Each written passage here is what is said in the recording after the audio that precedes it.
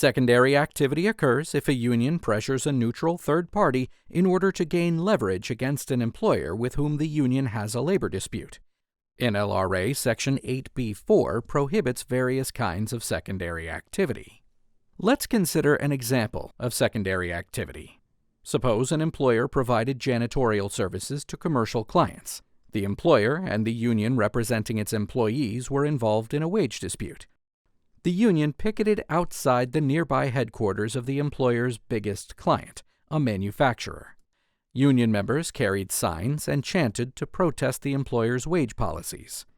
The union hoped that its picketing would influence the manufacturer to stop using the employer's services or to threaten to do so, thereby pressuring the employer to comply with the union's demands. Was the union's picketing lawful?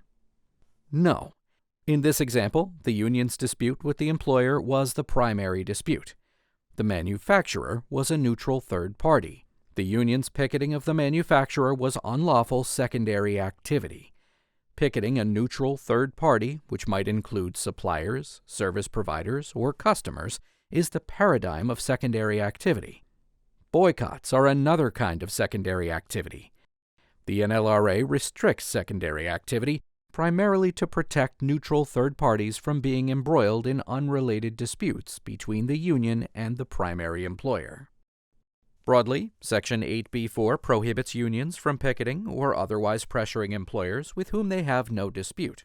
Certain activities are excluded from the prohibition on secondary activity. For instance, sympathy strikes, covered in the strikes lesson, are permitted.